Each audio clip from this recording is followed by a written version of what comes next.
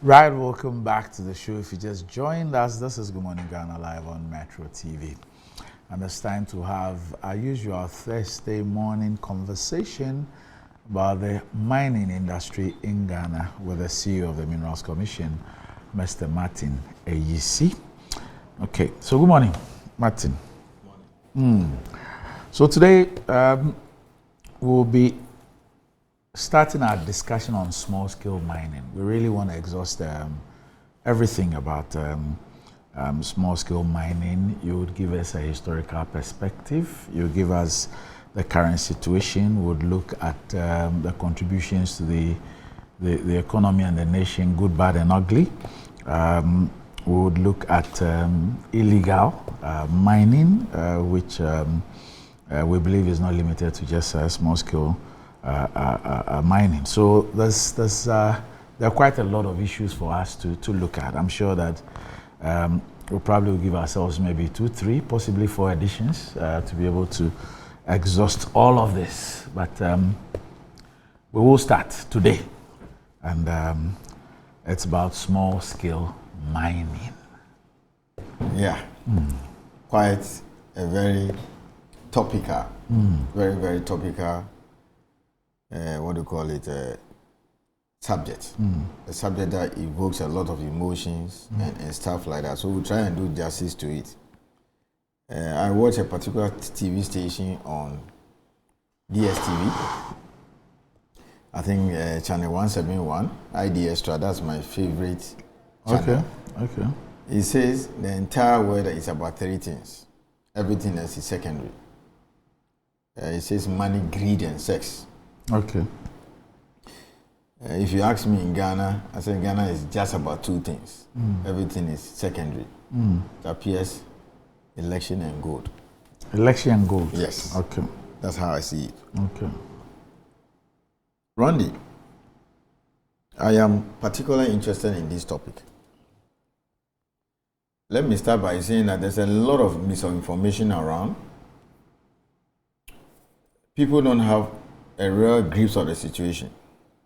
But before I go back to the history, it should not be lost on us at all, the environmental impacts. It's not lost on me. Because anytime I try to clearly put small scale in perspective properly, the pushback we get is that it's like we don't care about the environment. That is not the issue, but we'll get there. Randy, let me start by saying that small-scale mining has been with us since the 15th century. Why that name? Small scale? Yes. Oh, you either mine on a large scale or on a small scale. Okay. So there are 2 types. Yeah, there are 2 ways in which you can conduct mining activities. You either do it on a very large scale, where you can pick up a mineral right to explore for the mineral, and when you find it in the quantity that you think is reasonable to mine as under our law, you apply for another right, which is a license now to extract it properly, so called, like lithium. Okay, they pick up the license, 6, 7 years of exploration, they find something solid. Now they are in the throes of getting the extraction right. They go to EPA, come back to us, and then life goes on. That is large scale. It's open to anybody. Everybody can do it. And everywhere in the world, anybody can mine. I mean, if you go to US, Canada, Australia, foreigners are allowed to come in and do them. You just have to follow the law. But there may be 1 or 2 minerals that they may restrict for strategic or political reasons. For instance, it will be difficult for anybody to be given a mineral if you're a foreigner to explore and mine uranium in, let's say, Russia. Okay, so there may be 1 or 2 restrictions here and there. The alternative is also to allow people who want to do it on a small scale. Do you understand? Yes, it's not everybody who can get a shop in the mall, Accra Mall, or West Hill Mall, any of these malls. Others, everybody would like to be there, but even the rent alone could be somebody's capital for like 5, 10 years in, let's say, the Malata market. So that is it. Now, small-scale mining, if you look at our history, our records, the literature, it goes back as far back as the 15th century. in typically the Akan areas of Ghana, they've been using gold all these years, even before the Europeans came. I stand to be corrected. The Europeans touched foot on Ghana, is it 1471, thereabout? Yeah. And then all of them came until the British gained a foothold 1874. We became Gold Coast. So you can imagine the name because they came to see us using gold, like Elmina, the mine. That is in Portuguese. The rest is history now. So throughout that period, and that the entire colonial period from 1874 to 1957, it was discouraged. It was not allowed.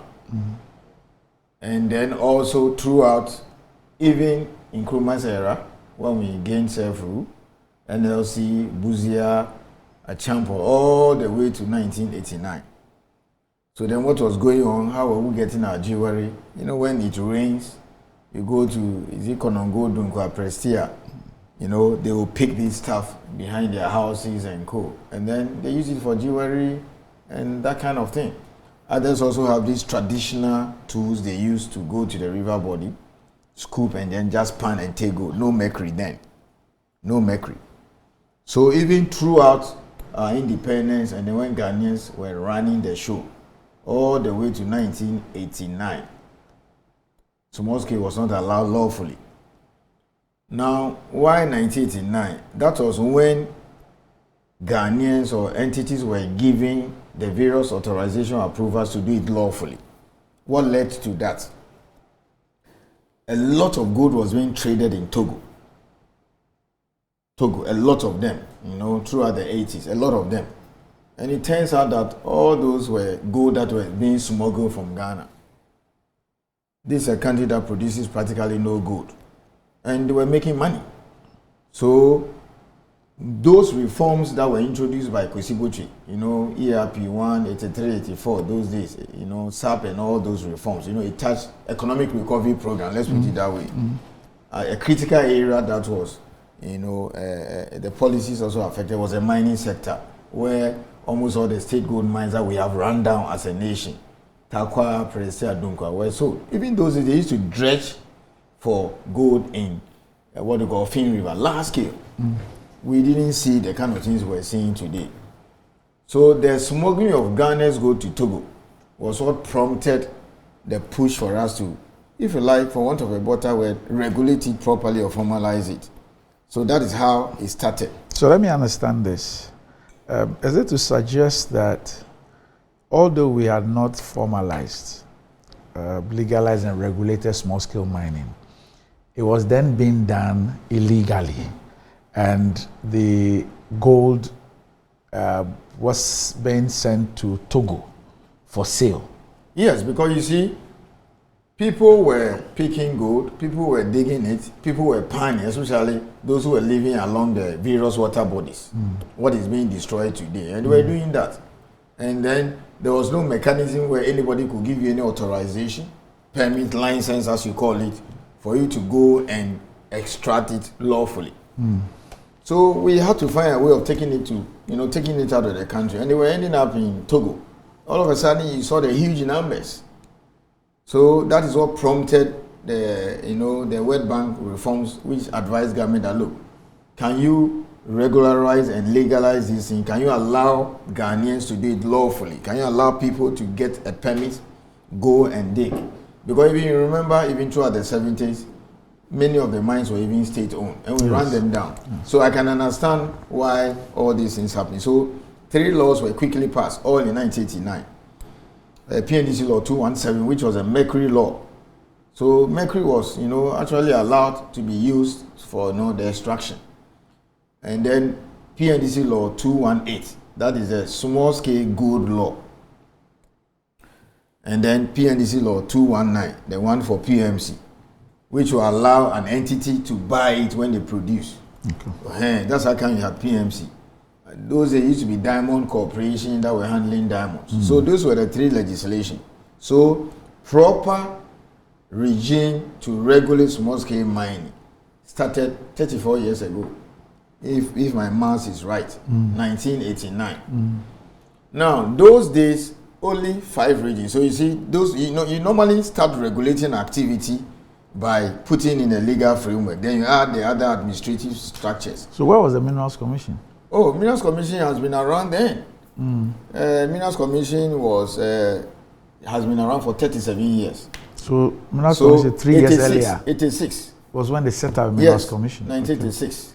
It's all part of the World Bank reforms of the mining, sector, because then Ghana Bauxite, Prestea, Takwa, Dunkwa, they were all part of the then SGMC, State Gold Mining Corporations.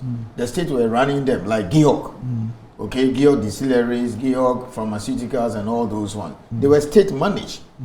You understand that? And we ran them down.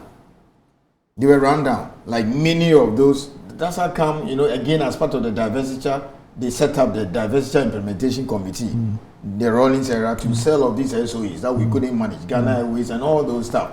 So mining too was also affected.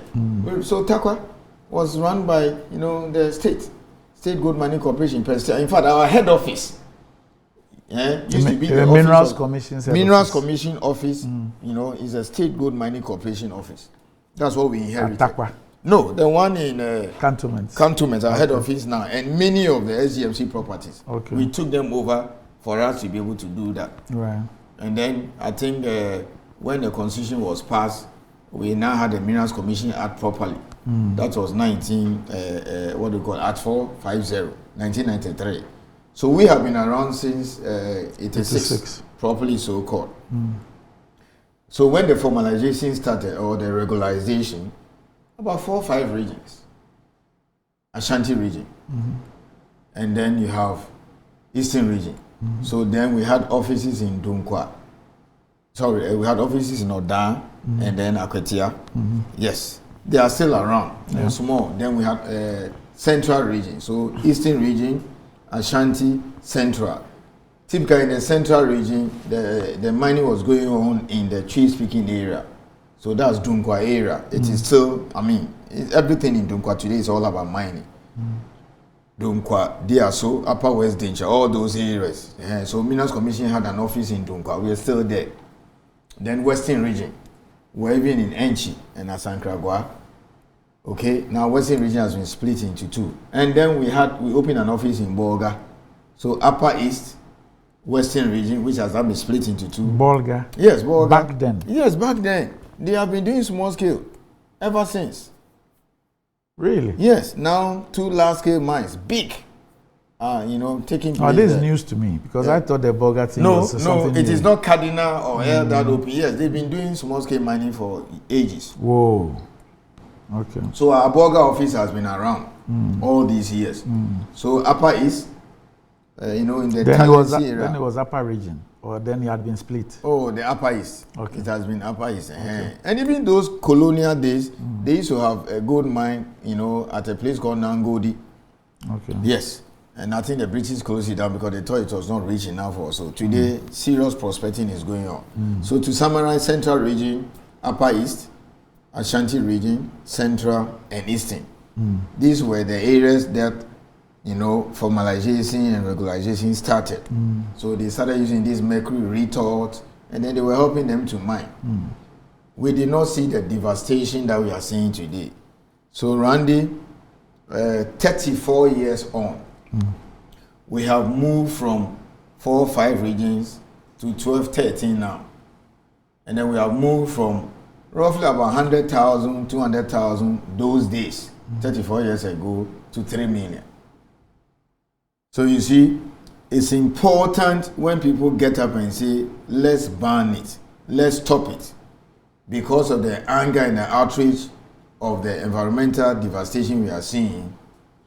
People must understand this history. 3, 4, 5 regions, 12, 13 now. Okay? It's a matter of time, perhaps even in the OT area we might find gold. They are there, we're seeing, because I'm getting a lot of reports. And then you move away from about 100, 200,000 to about 3 million. So at least not less than 10%. I'll get ounces? No, people involved in small scale mining. Okay, I'll start the introduction, the contribution shortly. So that is how far we have come. From 5, 4 regions to 12, 13. From about 100,000, 200,000 people to about 3 million people now, not less than 10% of the population. So that is a state of play. So that is a history of small scale. It's been with us formally, legally, properly so-called, 34 years now. That is it. Okay. So that's by way of introduction. Right. Unless you have any question or you want a clarification, No, I think I've, look at the contribution. I have done that in the course of your narration, so we can move on to The contributions. contribution. Randy, I want to touch on 5 key contributions of small scale.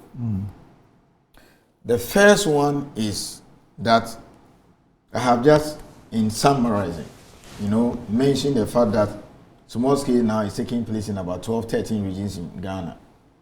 You have about 3 million people.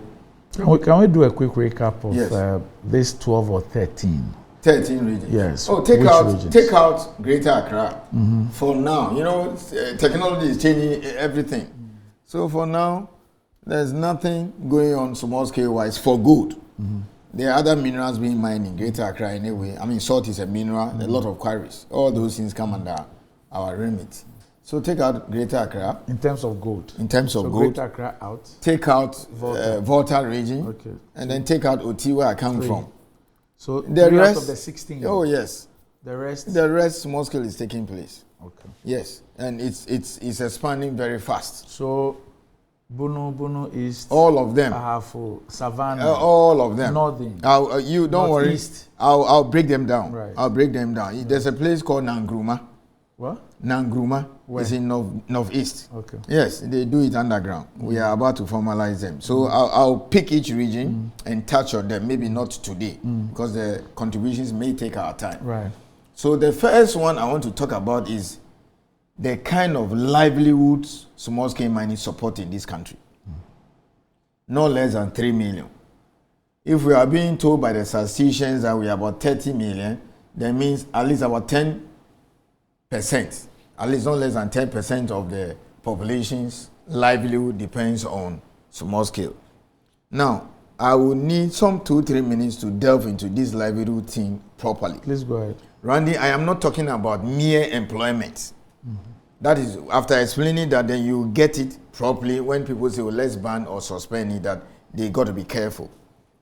You see, you go to these 12, 13 regions, people are digging open pits or they are going underground. So like Bongo, okay, that's Upper East, or Tinga in the Savannah area, Dakrupe, also in the Savannah area, Bole, a place called Calaf, or Wa East. They are doing all these things. They go underground. Some do it in the open. It depends on the location of the ore body. That's what determines the way they will do it. So those who go there, the several thousands and millions who go there and work daily, either with various kinds of equipment, whatever, they are directly involved. So for them, the 100 or so at Bongo Soin, that's their source of livelihood. That's employment for them. The 3,000 at Clough, that is employment for them. Okay? Now, every small scale site, you find a lot of women there. In fact, there are more people. Let me set the record straight. There are more women in small scale mining than men. So just do your 3 million and look at the statistics. So every small scale site or joint, whether legal or illegal, you find all kinds of food items and being sold there. In fact, some of the small scale sites, like a proper town, you even find clothes, food items, water, everything. So you see that 20, 50 or 15 women who come to the site there, maybe 1 kilometer or 2 kilometers away, and come and mount a food joint and sell all kinds of food, because at the small scale site they run shift and then they come and eat and go back. It is just like what the large scale people do. They give out contract for catering services and then you provide the catering service on site of the mine. It is the same arrangement here for small scale. So the woman comes there, mount a food joint, sells water, banku, or any local food they want. Okay? Sometimes they even take it on credit and then they pay them later, because it's a whole network. It's an entire chain. So all those ladies there who are selling all those kinds of stuff, you understand that? Their livelihood depends on the mining. So it means that if you take away the mining, it means that you are depriving those women, those who are selling their livelihood.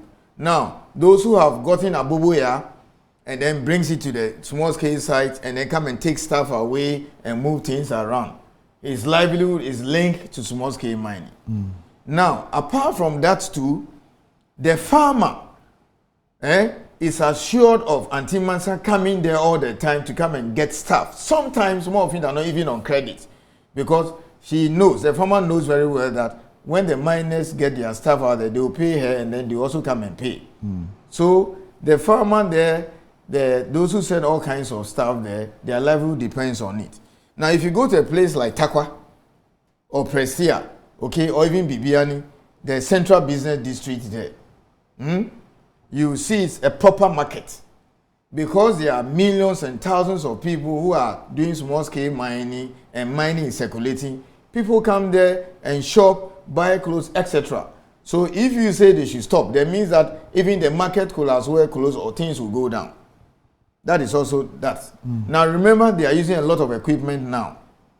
So folks at Swama Magazine or some of these artisans that repair all these machines for them or service them, for want of a better word, also live on it.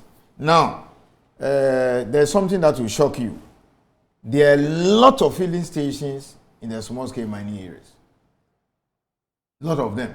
And many of them are even owned by the small scale miners, because they use a lot of fuel for their operations, okay, to power many of those equipment they use. So that is what I mean by livelihood.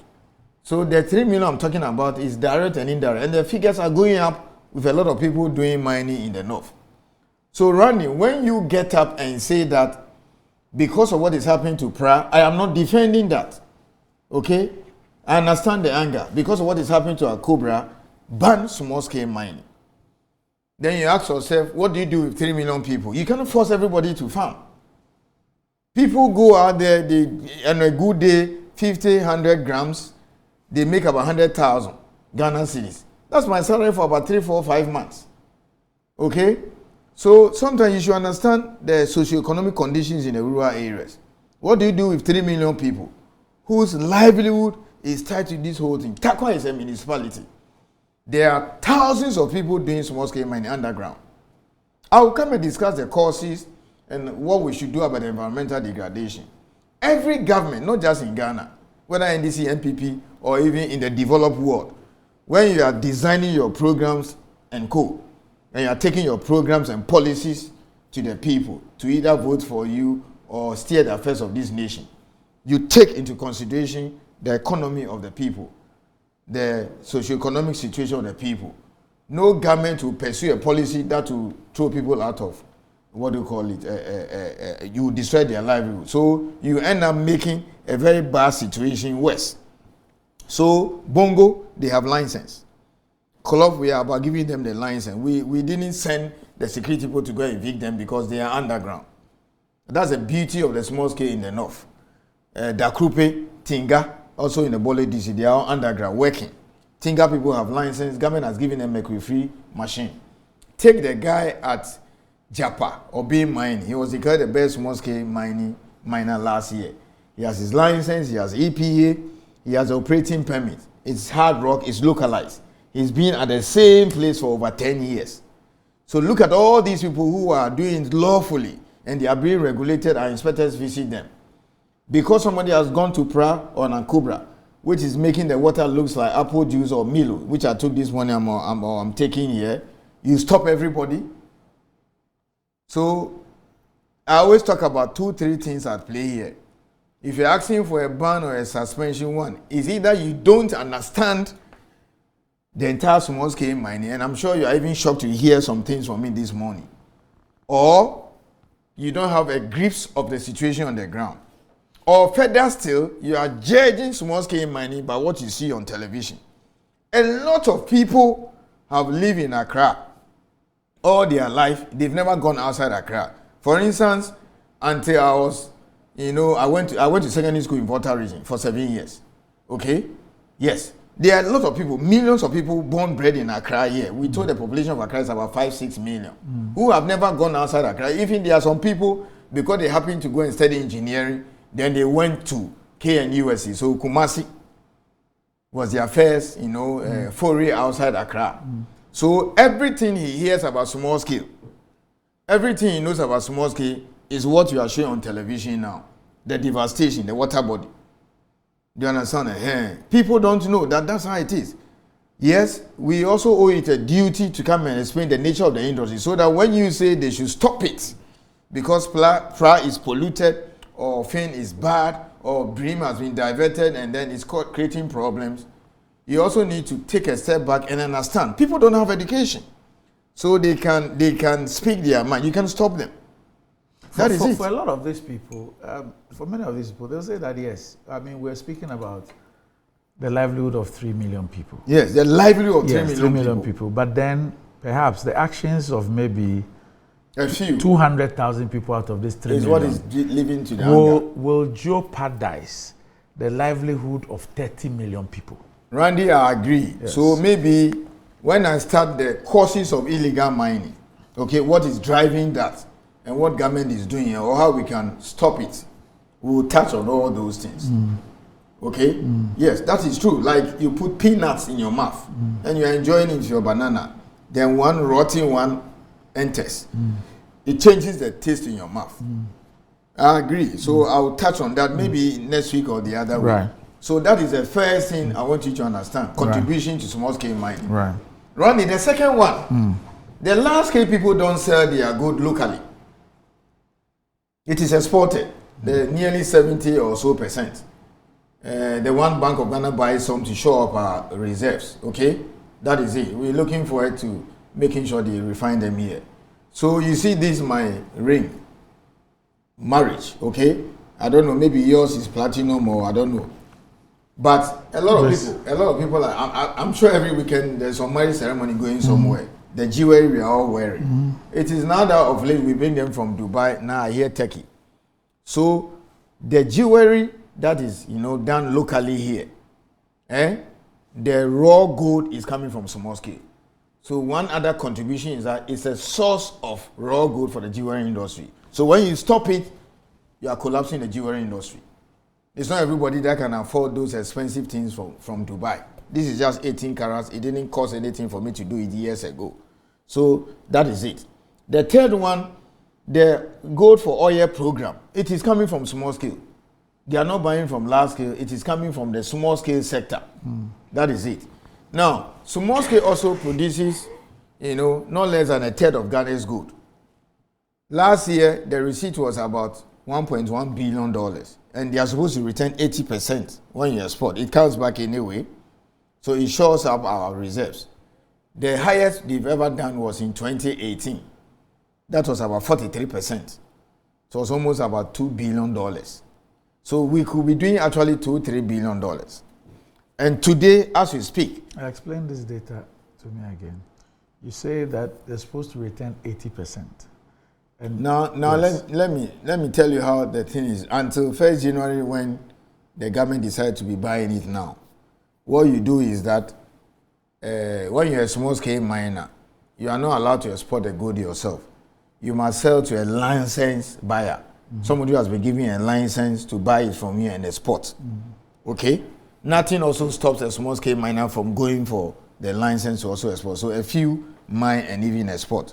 So you can get a call from somebody in Dubai or India or Italy and 1 or 2 areas in Switzerland. Most of our gold goes to Switzerland. Dubai, the small scale. And then you will say maybe I need 10 kilos. So you go out there, go and buy from the small scale miner, and then you have to ship it through PMMC. You go there, they do their saying, they check everything, you pay the appropriate taxes. Then they have to ship it through the airport to the address you provide. That's how it is done. And then the person who has a license, who does the shipping, must make sure that 80% is returned.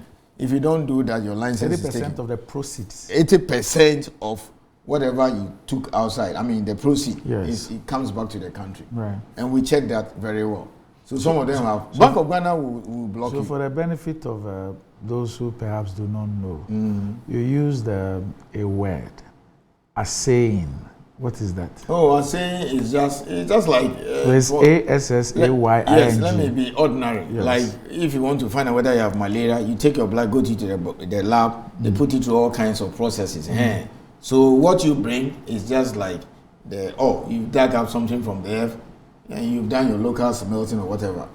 But PMC has a lab which has all kinds of gadgets or equipment to be able to test how much is in there and then other impurities. So first of all, whether it is gold or brass or yes, they are able to test it. They have the equipment. So that certifies it. That certifies it, and appropriate taxes are calculated, and then you pay. Right. So that's how it works. So source of raw gold, it's also the fulcrum for the Gold for Oil program.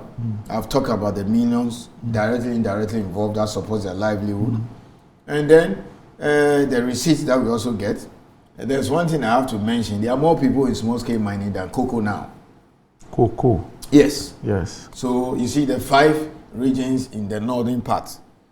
You have mining taking place. I mean, mining is taking place in northeast, upper west, savannah, etc. You don't grow cocoa there. Then all the cocoa growing areas in the south, western, central, as well as the tree areas, and then Ashanti, eastern, parts of Volta region now OT. Okay, so all the southern areas where they grow cocoa, they do mining. And Galamsey is taking about half. Now. Yeah, they are even taking the lands for all those things. So people are now doing mining than cocoa. That is it. So both receipt-wise and employment. So small scale, the receipts from small scale, cocoa gives us about $2 billion every year, roughly, according to Cocoa Board. I mean, there's small scale brings more than that. More than $2 billion. Yes.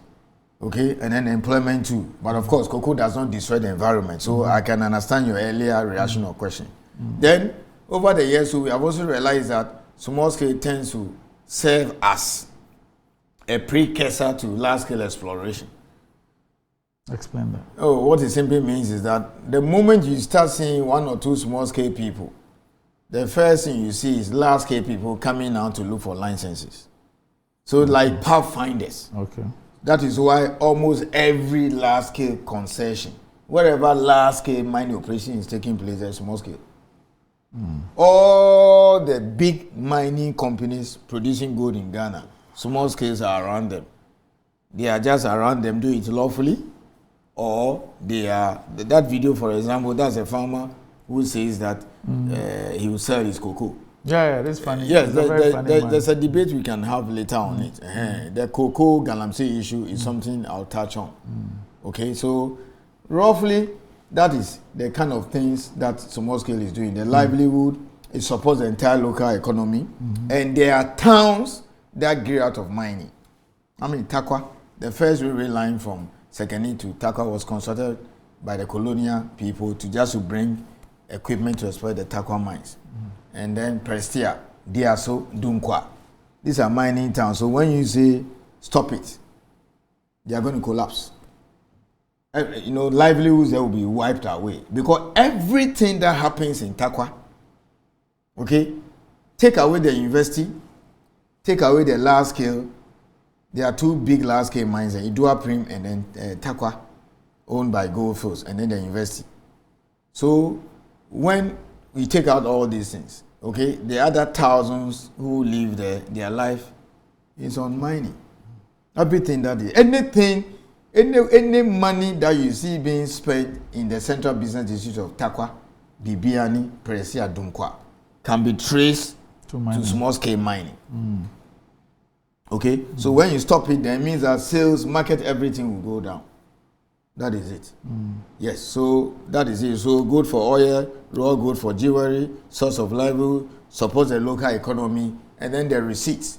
And then you're talking about 12, 13 regions. Randy, let me summarize the contributions. Small scale mining is something that if we keep formalizing and then making sure that we do it very well and stop them from going to the water body and also invading our forests, okay, it could solve most of the unemployment situation we have in Ghana here. That is it. But the worry is that we have proven incapable. No, I'll not use the word incapable. When I take you through the causes of illegal mining, you understand. So that is a history, that is a contribution. Now, the question is, what is all this? With a contribution, let's just wrap up with something. We've dealt with it here before, but I'll raise it again. because anybody who's watching us, perhaps for the first time, listening to you might think that we have a very perfect foolproof system where all the gold from the small scale sector is actually going to go through a process. PPMC are saying it goes 80% of the receipts come in. Back. But this same person would have read literature and a lot of news items that suggest that quite a significant quantity of the gold that is taken out of this country is not accounted for. You've had presidents, senior government officials even speaking to it. We travel outside and trade delegations are reconciling trade relations, and you see that we have virtually different figures.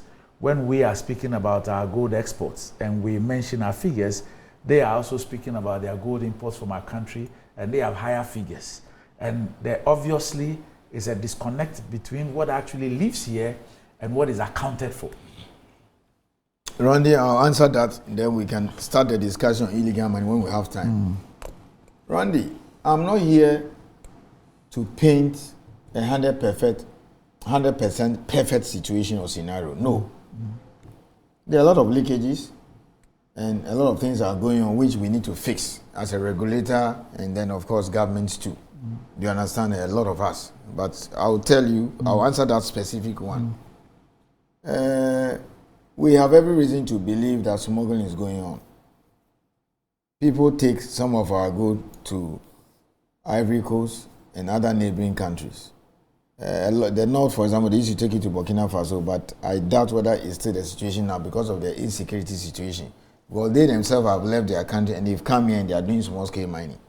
In our country? Oh, yes. A lot of Burkinabés, Nigerians, and Malians and co are all here. Working for Ghanaians or engaged in illegal mining? A lot of them are engaged in illegal mining because our laws don't allow foreigners to engage in it, just like the Chinese. And again, when we start the discussion on illegal mining proper, one of the concerns we'll talk about is our attitude towards this whole menace. Okay, for example, the king has threatened to distill some of his chiefs. I think those things are positive. So that is it. Some time ago, I think some tax was introduced, and then it allowed smuggling to take place. I mean, it encouraged it, but I think government has done the best thing by reducing the tax, so that has reduced the smuggling. But you see, Randy, in every society, no matter what you do, people will still do, the very bad things. So what it simply means is that our security apparatus will have to step up their game. And if they can get more resources, if it's a resource issue, I mean, we know the gold routes, we know where the mining is done. Yes, we know the people who are involved, these Indians and Yemenis, now Bangladeshis, they are all involved in gold trading or the other way. We will just have to basically strengthen our security and then go out for them. That's all. That's not my job. My job is to pass on information picked by my district officers that these are the kind of people who are involved in doing X, Y, Z, which are inimical to the interests of this country. It is somebody else's job. It's just like the district inspector of minerals commission. If he goes round or he has every reason to believe that illegal mining is going on here, he passes on the information to the district chief executive and we relate to the security people so that they go and do the clampdown or arrest. Especially now that some of them are now carrying guns. I mean, a poor district officer, mining inspector, he's not allowed to carry a gun. I'm not suggesting you should give him a gun, but that's not his job. So that's why we always say that the problem is multifaceted. Everybody must be on board. That's the kind of thing that we are talking about. So yes, it is true. But at least from your office as the regulator, you will be in the position to know the extent of the leakage, if we were to call that a leakage, the extent of the leakage, and how that impacts among us. Because yes, it's not your job to go and clamp down and find these people, But obviously, it's your job to also know what is being mined, how much is being mined, and of course, how much we are getting, because that's the data that you rely on. And I'm asking this question just to put into perspective how serious the leakage is, and therefore how that data should make us treat that issue seriously. Randy, you couldn't be more right on that. It's quite a serious thing, because you see, it's like the cocoa thing. This thing has been with us for years. You know, sometimes people smuggle cocoa to Ivory Coast or even Togo. And I think they tend to do that when they have every reason to believe that, let's say, the producer price there, and then he does a calculation and it's worth the risk, they will take it. I think one thing we can do is to ask yourself, why are people smuggling? Yes. You see, if the incentives there, the risks there, he weighs the two, and the incentive to smuggle is there, he will still do it. So let's say years back there was this withholding tax of 3%. Our neighbors were charging, I think, about 1% or so, or even less. Some were flat fees. So you can imagine somebody, if it is 1% in, let's say, Burkina Faso, and let me speak like an ordinary Ghanaian or street language. Yeah. He mines a gold in a place, let's say Sapeliga or Boli, and it's not like bauxite or something that is a bulk mineral. This is something he can put in a sack or his bag. He gets to the border, assuming he bribes his way through with even 1%. When it gets to Burkina, it becomes Burkina Faso gold, no longer Ghana gold, even though it is from Ghana. Then maybe the 1% tax is paid there. Okay? So he pays the 1% tax there. He bribes his way through, let's say, with the 1%. I'm making an ordinary argument here. So he still saves what? 1%. So I think this is what led to the reduction. So help me understand, help me and everybody else understand something, especially because we're trying to look at we're using cocoa as a comparison. Now we know that with cocoa, there's a world market price which is determined. Yes. On the basis of that, the government through Cocoa Board then gives a price. That's what it will pay for produce in Ghana. Yes. And then plus some other incentives. Yes. And this is what perhaps those in Ghana will compare to, let's say, Cote d'Ivoire. And on the basis, decide whether smuggling is a risk worth it or not. How does the gold pricing play out? How is it determined? No, it's a spot market. They use a spot market. London, LME, London Metal Exchange. You know. So that has nothing to do with. We don't determine the. No. Not like cocoa. No. It's not like cocoa. Yes. But you see, these Indians who are predominantly involved in the trade can come in now. The commerce side of it. Yes, the commerce now, the buying, trading, and that kind of thing. It's like these people who change dollar. Yes. Is it the Gao people or these Zamara people around airports and all those places in Makola? Yes. They are not forest bureau, they are not properly licensed like the forest bureau, but they are the ones who do all these negative things that affect our currency. It's the same thing here. So the Indians go to many of the villages down there and then buy it. Okay? Some of them have licenses, they push it through the normal system, PMC and export. And then a lot of them take it out. Maybe to Ivory Coast. It's a whole network. Yes. And it will be difficult for me to sit here and say that all is well. Sometimes those who man our borders to compromise. But why do they do that? What's the incentive? That's what I was trying to understand. What's really the incentive? So until 1st January this year, yes, when government said, look, we will now buy the same gold from the small scale miner like anybody else. You see, he produces the gold, you know, it is bought and then it is brought to PMC. There are some taxes and things that he has to pay. Okay. Then he has to ship. Okay. Then he has to repatriate. He wants to avoid all those things. Okay. He wants to just avoid all those things. So it's like somebody who, you know, he has a meter, but he's a heavy user of power. So he bypass, you know, occasionally ECG does issue, and then they see people bypass the meter. Even some of the malls do it. We read that a lot. So unless maybe the incentive to smuggle, you know, far outweighs. You know, insofar as the incentive to smuggle far outweighs selling through PMC, then you. So is it to suggest that perhaps our neighboring countries do not have the kind of tax regimes and bureaucracies that exist here, for which reason people want to take That the is risk? one of them. Okay. Yes, that's one of them. Yes, because you see, let's say if cocoa is 1 cedi in Ivory Coast, and it is, let's say, even 9 cedis here, the hassle you go through, if you end up selling to 1 cedi, then you could as well.